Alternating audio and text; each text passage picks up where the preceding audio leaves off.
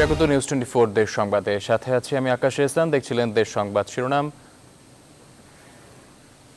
এবারে বিস্তারিত। ঈদের ছুটি শেষ, ঢাকায় ফিরছেন মানুষ। রাজধানীর প্রবেশ পথগুলোয় বিচ্ছিন্নভাবে মানুষের ভিড় দেখা গেছে। ভিড় আছে দৌলতদিয়া এবং বাংলা বাজার ফেরিঘাটেও। তবে এর সঙ্গে যুক্ত হয়েছে ঈদের তৃতীয় দিনেও বাড়ি ফেরা মানুষের চাপ।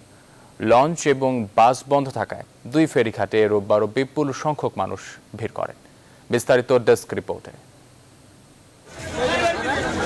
অপ্রত্যাশিত হলেও এটি এখন বাস্তবতা মুন্সিগঞ্জের শিমুলিয়া ঘাটের। ঘরমুখো মানুষের চাপে ফেরিতে গাড়ি উঠানোই কষ্টকর হচ্ছে এখন। একটি ফেরি ভিড়লে নানাভাবে উঠে পড়ছেন মানুষ। মহাসড়কে বাস এবং নৌপথে লঞ্চ বন্ধের কারণে ফেরির এই ভিড়, বলছেন সাধারণ মানুষ। ব্যবসা বন্ধ রেখে তো আর ঈদ করাটা সম্ভব না। ঈদ করছি হ্যাপি, একদিন করছি, এটাই যথেষ্ট। আমাদের ঈদের ছুটি হচ্ছে মাত্র 5 দিন দেওয়া হয়েছে। কালকে থেকে ডিউটিতে জয়েন করা লাগবে, এই জন্য হচ্ছে আজকে ফিরে আসা। শিমুলিয়ার ওপারে মাদারীপুরের বাংলা বাজার ঘাট। এখানে ফেরি থেকে মানুষ নামছেন যেমন, উঠছেনও বেশ ভালো সংখ্যক। দূর দূরান্ত থেকে ভেঙে ভেঙে রাজধানী ফেরা মানুষ বাংলা বাজারে পৌঁছাচ্ছেন। যাত্রাপথে কোনো পরিবহনেই স্বাস্থ্যবিধি না মানার অভিযোগ আছে। বরিশাল শহর থেকে আসছে, ঠিক আছে, 300 টাকার ভাড়া 800 টাকা নিচ্ছে। স্বাস্থ্যবিধি কেউ মেনে চলতেছে না এবং মানতেও পারতেছে না, যেহেতু সবার যেতে হবে সেই তুলনায়। রাজবাড়ীর দৌলতদিয়া ঘাট দিয়েও অনেক মানুষ ঢাকার পথ ধরছেন, তবে সে সংখ্যা বাংলা বাজারের তুলনায় কিছুটা কম। সড়কপথে যারা কর্মস্থলে ফিরছেন তাদের দেখা মেলে রাজধানীর প্রবেশ পথগুলোয়। গাবতলী, আব্দুল্লাপুরে গাড়ি থেকে নেমে বিভিন্ন মাধ্যমে তারা ঢাকায় ঢুকছেন। 10 টাকার ভাড়া 20 টাকা 50 টাকার ভাড়া নিতেছে 100 টাকা। গাড়িতে ভিড়াভিড়ি হচ্ছে, অতিরিক্ত লোক ঢুকাইতেছে এবং ভাড়া সেম বাড়তি নিতেছে। একজন যায় দুজন ভাড়া নিতেছে, দুজন লোক ফ্রিকে উঠাইতেছে। আমরা কি করবো? সাধারণ যাত্রী যাইতে হয় বাধ্য হয়ে, উপায় নেই। প্রত্যেকটা সিট ফুল নিচ্ছে, দুজন এক সিট ভাড়া এরকম বলে তুলছে, কিন্তু দুজনেই দুপাশে বোঝাচ্ছে এবং কি দাঁড়া দাঁড়া লোক যাচ্ছে, এরকম পরিস্থিতি হচ্ছে। এছাড়া যাত্রাবাড়ি এবং নারায়ণগঞ্জের সাইনবোর্ড এলাকায়ও ঢাকা ফেরত মানুষের ভিড় দেখা গেছে। Desk report, news 24। ঢাকামুখী মানুষের খবর জানাতে যুক্ত হচ্ছেন শিমুলিয়া দৌলতদিয়া ঘাটের সহকর্মীরা। শুরুতে শিমুলিয়ার খবর জানাতে যুক্ত হচ্ছেন সহকর্মী নাইমাল জিকো। জিকো, আমরা শুনছিলাম এর আগেও সংবাদগুলোতে ঢাকামুখী মানুষের চাপ কেমন, এই মুহূর্তে কি দেখছেন? ঢাকামুখী মানুষের চাপ কেমন আছে, বিস্তারিত জানাবেন।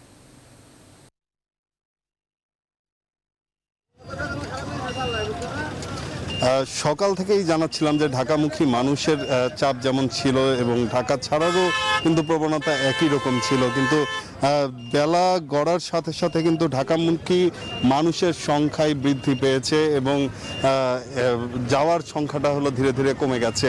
তো মানুষ যারা রয়েছেন, যারা আসছেন ঢাকায়, অধিকাংশ হলো কর্মজীবী মানুষ, নিজ নিজ কর্মস্থলে যুক্ত হবার জন্যই কিন্তু তারা এখানে এসেছেন। এবং আমি একটি বিষয় আসলে বলতে চাই যে এখানে যে সমস্ত মানুষ রয়েছে তারা হলো কিন্তু যাতায়াতের একটা ভোগান্তিতে পড়েছে। সকাল থেকে যদিও এখানে বাস ছিল, কিন্তু এরপরেও কিন্তু বেলা গড়ার সাথে সাথে সেই বাসগুলোও কিন্তু এখন আর নেই, যার কারণে মানুষ বিভিন্ন মাধ্যমে তারা কিন্তু যাতায়াত করছেন। পিক আপ ভ্যানগুলো কিন্তু মানুষকে ডেকে ডেকে যাতায়াতে ঢাকা পর্যন্ত পৌঁছে দেওয়ার জন্য কাজ করছে। এছাড়াও মোটরসাইকেল রয়েছে, অটোরিকশা রয়েছে, সিএনজিও রয়েছে, কিছু কিছু মাইক্রো কিন্তু যাত্রী পরিবহন করছে। তো এখানে আসলে সাধারণ মানুষ হলো যেমন ঈদ থেকে ছুটি নিয়ে হলো বাড়ি গিয়েছিলেন নারীর টানে, তারা ঈদ করে পরিবারের সঙ্গে ঈদ করে কিন্তু ফিরছেন। এই মুহূর্তে হলো আরও একটি ফেরি কিন্তু এই মুহূর্তে ঘাটের দিকে আসছে হাজার হাজার মানুষকে নিয়ে। তবে এই জায়গাটাতে আসলে একটি কথা বলতে চাই যে 18টি ফেরি তো এই ঘাটে 24 ঘন্টা মানুষ নিয়ে যাতায়াত করছে এবং এই মানুষগুলোকে ঘাটে নিয়ে আসার কাজ করছেন। এবং বিআইডব্লিউটিসি কর্তৃপক্ষ আমাদেরকে যেটি জানিয়েছেন যে তারা আসলে এই মানুষের এই মানুষগুলোকে আসলে পারাপারের জন্য তারা কাজ করছেন। তো আমাদের আরও সহকর্মী শামীম রয়েছেন দৌলতদিয়ায়, আমরা চলে যাব তার কাছে সরাসরি সেখানকার পরিস্থিতি জানবার জন্য।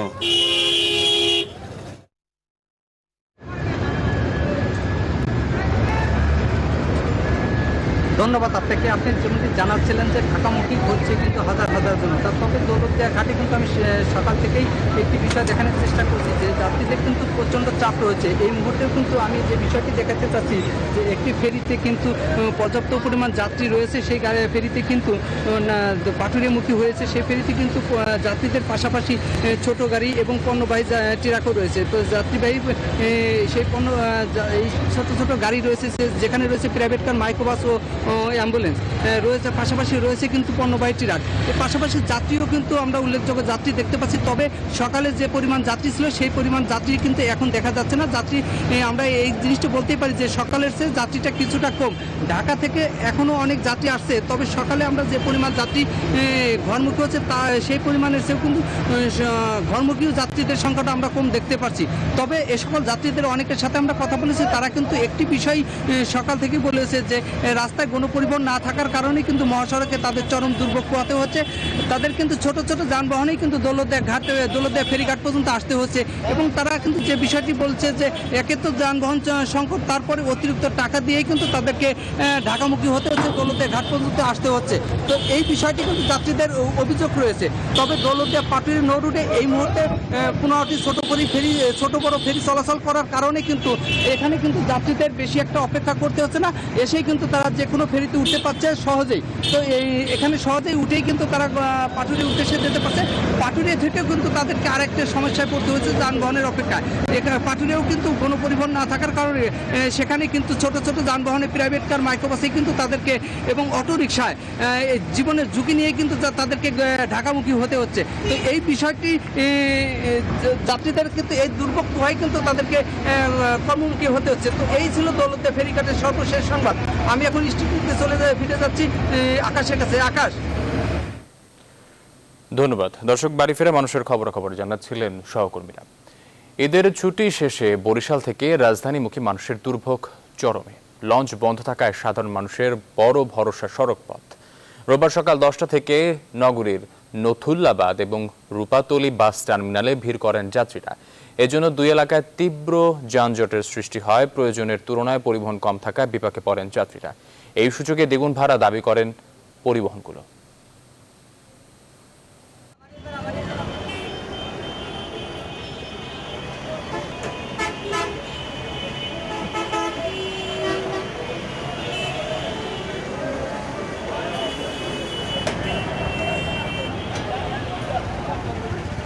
সেখানে আমার গাড়িতে আসতে হচ্ছে, আমার দুই ভাই ছোট ভাই আর আমি আসছি, 3000 টাকা ভাড়া লাগছে। আমি যদি লঞ্চে আসতে পারতাম 600 টাকা আসতে পারতাম। আমি মধ্যবিত্তের ফ্যামিলি, গার্মেন্টসে চাকরি করি, আমার তো এত টাকা তো সম্ভব না।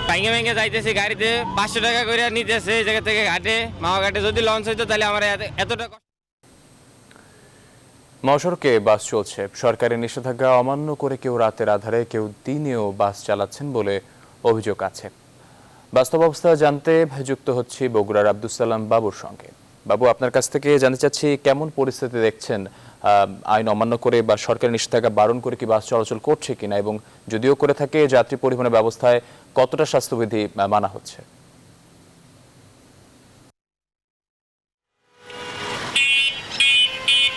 আপনি জানেন যে ঈদের দিন পরিবহন মালিক শ্রমিকরা কিন্তু সমাবেশ করেছিল দূরপাল্লার যানবাহন চলাচলের দাবিতে, এবং আমরা আজকে সকাল থেকেই দেখেছি যে বগুড়ার এই মহাসড়কে, রংপুর বগুড়া ঢাকা মহাসড়কে যানবাহন চলাচল করছে, এবং সেই গাড়িগুলোতে স্বাস্থ্যবিধি কতটা মানা হচ্ছে তা আমরা ক্যামেরার চোখে দেখানোর চেষ্টা করতেছি।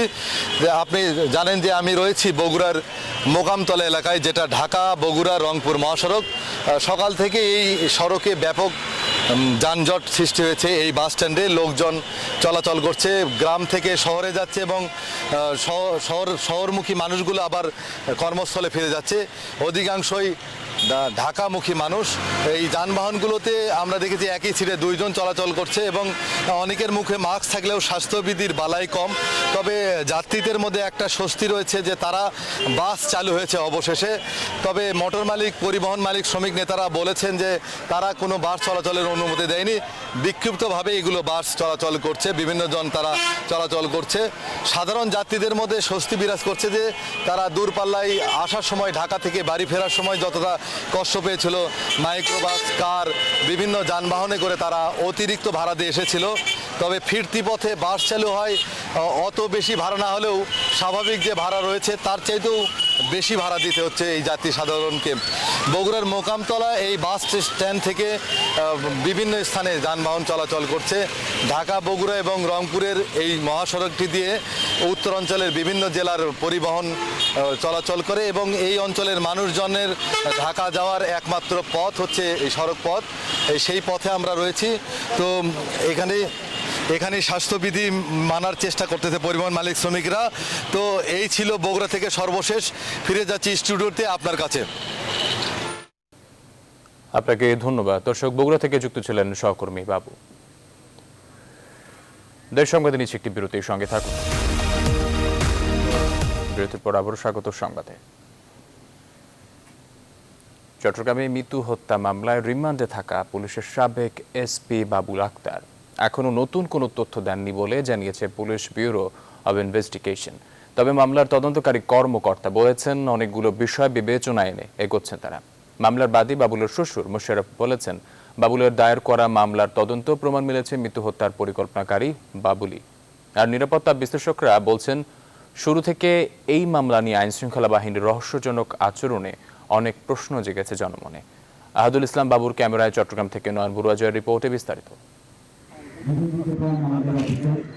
সামনের কাতারে থেকে সন্ত্রাসী ও জঙ্গিবাদ দমনে সাহসী পুলিশ কর্মকর্তা হিসেবে পরিচিত বাবুল আক্তার এভাবেই ভেঙে পড়েছিলেন স্ত্রী হত্যাকাণ্ডের পর।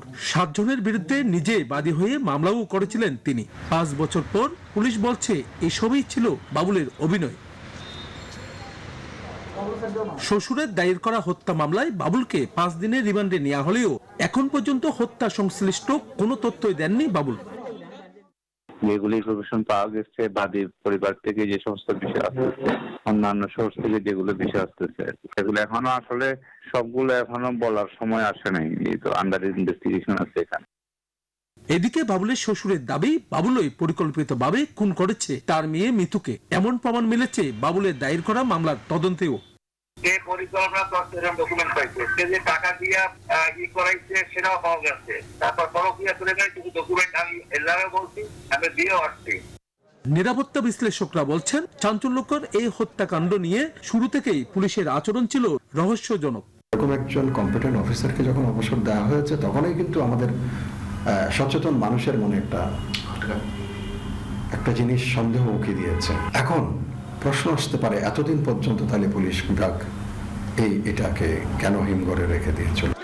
মৃত্যু হত্যার 1 মাসের মধ্যেই এই খুনে সরাসরি অংশগ্রহণকারী এবং অস্ত্র সরবরাহকারী সহ 7 জনকে গ্রেপ্তার করা হয়। এছাড়া পুলিশের সাথে বন্দুকযুদ্ধে নিহত হয়েছে খুনে সরাসরি অংশগ্রহণকারী রাশেতুন নবী।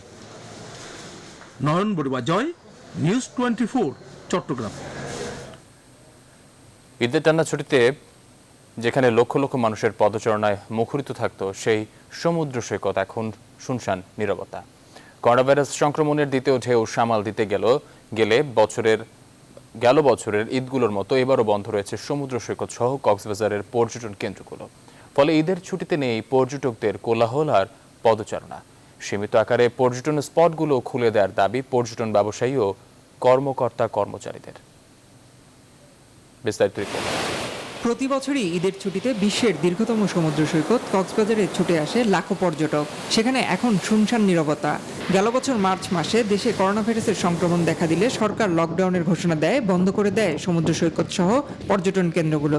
কিছুটা শিথিল হলেও দ্বিতীয় ঢেউ সামাল দিতে ফের বন্ধ করে দেওয়া হয় পৃথিবীর দীর্ঘতম সমুদ্র সৈকত কক্সবাজার। সৈকতের প্রবেশদ্বারে রয়েছে ট্যুরিস্ট পুলিশের কড়া পাহারা। পর্যটন সংশ্লিষ্ট সবকিছু বন্ধ থাকায় কর্মহীন হয়ে পড়েছে এই খাতে জড়িত 1.5 লক্ষাধিক মানুষ। এই অবস্থায় স্বাস্থ্যবিধি মেনে সীমিত আকারে সৈকত সহ পর্যটন স্পটগুলো খুলে দেওয়ার দাবি ব্যবসায়ী ও কর্মকর্তা কর্মচারীদের। 1.5 মাস ধরে হোটেল মোটেল জুন এবং পর্যটন স্পট বন্ধ থাকার ফলে আমাদের ব্যবসা বাণিজ্য সব বন্ধ। আমরা প্রায় 1.5 লক্ষাধিক মানুষ বেকার জীবনযাপন করছে। করোনাকালীন দীর্ঘদিন বন্ধ থাকার পর ব্যাংক লোন নিয়ে ব্যবসা শুরু করার পরপরই দ্বিতীয় ধাক্কা। এই অবস্থায় পর্যটন খাতকে বাঁচাতে সরকারি সহায়তার বিকল্প নেই বলে মনে করেন ব্যবসায়ীরা। আমাদের পর্যটন কর্মীরা হাহাকার অবস্থায় দুর্ভিক্ষের শিকার হচ্ছে। স্বাস্থ্যবিধি মেনে বিজ্ঞানসম্মতভাবে জরুরি ভিত্তিতে উন্মুক্ত করে দেওয়ার জন্য আমি সংশ্লিষ্ট সকলের প্রতি সবিনয় অনুরোধ জ্ঞাপন করছি। করোনা সংক্রমণ নিয়ন্ত্রণে না আসা পর্যন্ত পর্যটন কেন্দ্রগুলো বন্ধ থাকবে বলে জানিয়েছেন কক্সবাজার অতিরিক্ত জেলা প্রশাসক। যেহেতু এখনো করোনা সংক্রমণের নিম্নমুখী কোনো প্রবণতা দেখা যাচ্ছে না, কাজে আমাদের সিদ্ধান্ত এখনো তাই আছে। অনেক বেশি মানুষের সমাগম হয় এবং সেটি হচ্ছে করোনা সংক্রমণের হটস্পট হয়ে পরিণত হয়। এই জন্য আমাদের এই পর্যটন স্পটগুলো বন্ধই থাকবে। কখন কবে পর্যটন কেন্দ্রগুলো খুলবে তা এখনো অনিশ্চিত, তবে সংক্রমণ কমলে সরকার পর্যটন স্পটগুলো খুলে দেবে এমন প্রত্যাশা করছেন পর্যটন সংশ্লিষ্টরা। Desk report, news 24। ঈদে বরিশালে উন্মুক্ত পার্কে নেমেছে হাজারো মানুষের ঢল। তাদের মধ্যে নেই করোনা সংক্রমণের ভীতি। মাস্ক ব্যবহার করেননি অর্ধেকের বেশি মানুষ। ঈদ উদযাপনের আনন্দে মিটে গেছে শারীরিক দূরত্ব। যদিও পার্কে জনসমাগম রোধে জেলা প্রশাসকের পক্ষ থেকে কঠোর দিক নির্দেশনা ছিল। ঈদে প্রশাসনের কঠোরতার কারণে নিস্তব্ধ এবং শুনশান নীরবতা ছিল প্রতিটি উন্মুক্ত পার্কে। করোনার দ্বিতীয় ঢেউয়ের কারণে এবারের পার্ক এবং বিনোদন কেন্দ্রে জনসমাগম নিষিদ্ধ থাকলেও প্রশাসনের শিথিলতার সুযোগে ঈদের দিন বিকেলে নগরীর বঙ্গবন্ধু উদ্যান, 30 গোডাউন, কীর্তনখোলা নদীর তীর সহ প্রতিটি উন্মুক্ত বিনোদন কেন্দ্রে হাজারো লোকের সমাগম হয়। প্রতিটি উন্মুক্ত বিনোদন কেন্দ্রেই মানুষের ভিড় ছিল চোখে পড়ার মতো। তবে শারীরিক দূরত্ব নিয়ে তেমন ভাবনা নেই আগতদের। তাদের অনেকে ব্যবহার করেননি মাস্কও। তবে এ নিয়ে তাদের রয়েছে নানা যুক্তি। জানি যে এটা আসা ঠিক হয়নি, কিন্তু বাচ্চাদের জন্য একটু আসা। ঈদ তো এখন একদিন না করলে এটা বছর একটা দিন সবাই সেলিব্রেট করতেছে, গতবার কেউ করতে পারেনি। যদিও করোনাকালে সরকারি নির্দেশনার কারণে সকল পার্ক বন্ধ রাখা হয়েছে বলে জানিয়েছেন বরিশালের জেলা প্রশাসক। করোনার পরিবেশটা অনেকখানি আগের চাইতে আরো বেশি ঘোলাটে এবং খারাপ অবস্থায়, সুতরাং আমরা এই মুহূর্তে বিনোদন কেন্দ্রগুলি সদস্য সরকারের নির্দেশ অনুযায়ী খুলতে দিতে পারি। বরিশালের উন্মুক্ত বিনোদন কেন্দ্রগুলোতে মানুষের ভিড় থাকলেও সরকারি বেসরকারি নিয়ন্ত্রিত পার্কগুলো বন্ধ রয়েছে।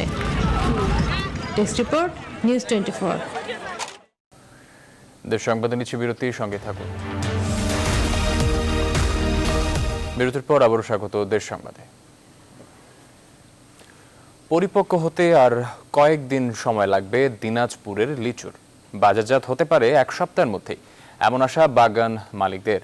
এখন লিচুর খোসার রঙে পরিবর্তন শুরু হয়েছে। আমের পাশাপাশি রসালো এই ফল গরমে স্বস্তি দেবে মানুষকে। এখন ফলের শেষ মুহূর্তের পরিচর্যা করছেন বাঙালিরা। এ নিয়ে ব্যস্ত সবাই।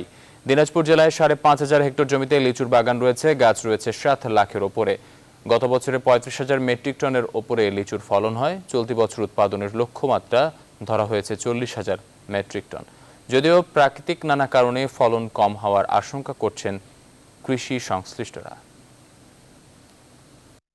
আমাদের মাদ্রাজি লিচু আর সপ্তাহখানেকের ভিতরে উঠবে এবং কি বেদনা সপ্তাহখানেকের ভিতরে উঠবে। আমরা যেটাই বাগানে ট্রিটমেন্ট করি, আমরা কোনো কেমিক্যাল ব্যবহার করি না এবং আমাদের লিচুটা 1 সপ্তাহ পরে উঠতে পারে এবং আম আমাদের 1 মাস দেরি আছে। দিনাজপুরে আছেন সহকর্মী ফখরুল হাসান পলাশ। আরও তথ্য জানতে যুক্ত হচ্ছে তার সঙ্গে। পলাশ, আপনার কাছ থেকে জানতে চাচ্ছি এই মুহূর্তে লিচুর পরিচর্যা কিভাবে চলছে এবং সম্প্রতি লিচুর খোসার রং কেমিক্যাল দিয়ে পরিবর্তন করার একটি খবর শোনা যাচ্ছিল। দিনাজপুরে বাগানের এই ব্যাপারে কি বলছেন, কি দেখছেন, বিস্তারিত জানাবেন। আপনাকে শুরুতেই লিচুর যে রাজধানী দিনাজপুর থেকে অনেক শুভেচ্ছা জানাচ্ছি। সেই সাথে একটু জানিয়ে রাখি যে দিনাজপুরের লিচুগুলোতে কিন্তু এখন রং আসতে শুরু করেছে। পাশাপাশি কিন্তু বেশ কিছু বাগানিদের সাথে আমি কথা বলেছি। বাগানিরা আমাকে অনেক রকম তথ্য দিয়েছে। তাদের বিভিন্ন স্প্রে এবং অনেক কিছুই তারা কিন্তু পরিচর্যা করে যাচ্ছে। বিশেষ করে পানি সেচ দেওয়া, গাছে গাছে পানি সেচ দেওয়া সহ বিভিন্ন তারা পরিচর্যা কিন্তু করে যাচ্ছে। আমি যদি একজন উদ্ভিদ বিজ্ঞানীর সাথে কথা বলি যে আসলে এই যে লিচুটা আর কতদিন লাগবে আসলে বাজারে আসতে? জি, আসলে 1 সপ্তাহের মতো সময় বাকি আছে। আর 1 সপ্তাহের মধ্যে দিনাজপুরের লিচুটি আসবে। এবার দিনাজপুরে যে পরিমাণ লিচু উৎপাদিত হচ্ছে প্রায় 45,000 মেট্রিক টন লক্ষ্যমাত্রা নির্ধারণ করা হয়েছে এবং 6,000 হেক্টর জমিতে লিচু উৎপাদিত হচ্ছে। এবং আমাদের এই যে দিনাজপুরের লিচুটির খ্যাতি রয়েছে এবং যে ঐতিহ্য রয়েছে, এটির জন্য এটি যে ক্ষতিকারক উপাদান যেন না মেশানো হয়, এটির প্রতি আমাদের খুব জোর দেওয়া হচ্ছে। আমাদের যে প্রশাসন এবং কৃষি বিভাগ এটিতে খুব গুরুত্ব আরোপিত করছে এবং আমাদের এই লিচুটি বাজারে নেওয়ার জন্য আর 1 সপ্তাহ আছে এবং 1 সপ্তাহের মধ্যে এই লিচুটি এবং সুস্বাদু এবং রসালো লিচুটি দিনাজপুরে পাওয়া যাবে। আমরা যে শুনছি যে বিভিন্ন কেমিক্যাল দিয়ে পাকানো হচ্ছে এবং বাজারে লিচু উঠেছে, এই লিচুগুলো আসলে কোথাকার ভাই? আসলে দিনাজপুরের লিচু এখনো বেসিক্যালি আসেনি, আমরা দেখতেই পাচ্ছি যে দিনাজপুরের লিচুতে কেবল রং আসছে, এটি আরো 1 সপ্তাহ দরকার রয়েছে। কতিপয় ব্যবসায়ী বা গুটি কয়েক যারা দিনাজপুরের বাইরে বিভিন্ন জায়গা থেকে যে লিচুগুলো আসছে সেগুলো আসলে দিনাজপুরের লিচু নয়। দিনাজপুর মানেই তো এটা ব্র্যান্ড এবং এটা ঐতিহ্য, এবং সেখানে দিনাজপুরের লিচু খেতে হলে অবশ্যই আপনার 1 সপ্তাহ দেরি করতে হবে। আপনি আসলে যেমনটি শুনছিলেন মোসাদ্দেক যিনি উদ্ভিদ বিশেষজ্ঞ, তিনি বলছিলেন যে আসলে যেসব লিচু আছে সেগুলো কিন্তু বিভিন্ন জেলা থেকে অন্যান্য জেলায় কিন্তু পাকতে শুরু করছে, দিনাজপুরের লিচু কিন্তু এখনো পাকা শুরু হয়নি। তো আমি আরেকটু তথ্য জানিয়ে দিই, দিনাজপুরে কিন্তু প্রায় 3000 বাগান রয়েছে যেগুলো থেকে কিন্তু লিচু সংগ্রহ করা হয় এবং বিভিন্ন জেলা থেকে কিন্তু এখানে লিচু নিতে কিন্তু ব্যবসায়ীরা আসে। তো এই ছিল আমার কাছে লিচুর বাগান থেকে সর্বশেষ, চলে যাচ্ছে আপনার কাছে। ধন্যবাদ আপনাকে। দর্শক, আমাদের সাথে দিনাজপুর থেকে যুক্ত ছিলেন সহকর্মী পলাশ। লিচুর পরিচর্যা এবং লিচুর কবে বাজারে আসছে সে ব্যাপারে বিস্তারিত জানাচ্ছিলেন আমাদের। দেশ সংবাদে নিচ্ছি আরও একটি বিরতির সঙ্গে থাকুন। বিরতির পর একবার স্বাগত দেশ সংবাদে। স্বাস্থ্যবিধি না মানায় বরিশালে 10 ব্যক্তি ও 4 প্রতিষ্ঠানকে আর্থিক জরিমানা করেছেন ভ্রাম্যমাণ আদালত। রোববার সকাল থেকে দুপুর পর্যন্ত নগরীর চকবাজার, কাঠপট্টি ও সদর রোড এলাকায় অভিযান চালায় জেলা প্রশাসনের ভ্রাম্যমাণ আদালত। এ সময় 10 ব্যক্তিকে 1,500 টাকা জরিমানা করা হয়, 4টি প্রতিষ্ঠান থেকে আদায় করা হয় 1200 টাকা। ভ্রাম্যমাণ আদালত পরিচালনা করেন নির্বাহী ম্যাজিস্ট্রেট মোহাম্মদ আলী সুজা।